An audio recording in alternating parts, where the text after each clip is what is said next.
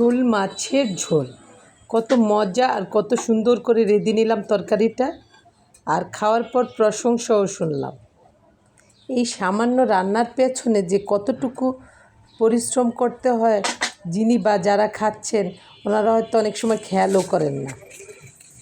এখন একটু প্রয়োজনে ঘরের বাইরে আমাকে যেতে হলো।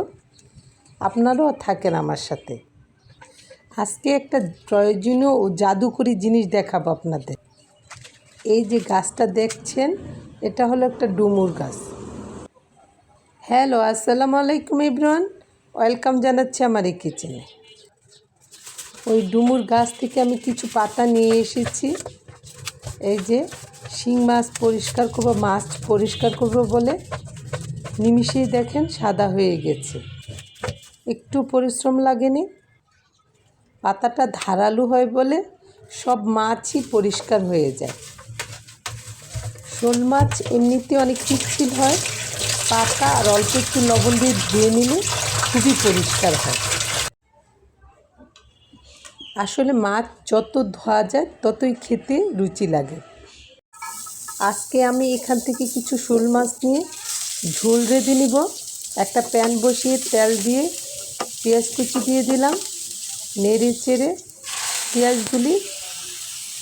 পেঁয়াজগুলি সাদা সাদা অবস্থায় আমি একটু পানি দিয়ে আদা রসুন পেস্ট সহ হলুদ, মরিচ, ধনিয়া, লবণ দিয়ে নেড়ে চেড়ে পেঁয়াজের সাথে মশলাটা কষিয়ে নিচ্ছি।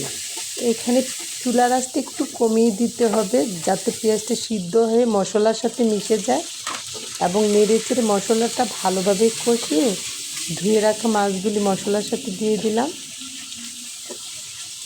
অল্প একটু পানি দিয়ে ঢেকে মাছটাও মশলার সাথে কষিয়ে নিব যাতে লবণ ও মরিচ ভালোভাবে মাছের সাথে ঢুকে যায়। ঝোল দেওয়ার আগেই মাছটা কষিয়ে নিতে হবে, তাহলে খেতে ভালো লাগবে। এখানে অল্প একটু কাঁচা জিরার গুঁড়োও দিয়ে দিবেন। আমি দিয়ে দিয়েছি অফ ক্যামেরায়। আর কাঁচামরিচ দিয়ে ঝোলও দিয়ে দিলাম পরিমাণ করে। ঢেকে বলক উঠিয়ে নিব। সবশেষে ধনেপাতাও ছিটিয়ে দিলাম। আজকের এই শোল মাছটা অনেক তাজা ছিল, মানে লাফানো শোল মাছটা কাটাই যাচ্ছিল না, এতটা তাজা। আর তাজা তাজা অবস্থায় আমি রান্না করে নিলাম। তাজা মাছের মজাই আলাদা। ধন্যবাদ সবাইকে, ভালো থাকবেন সবাই। আল্লাহ হাফেজ।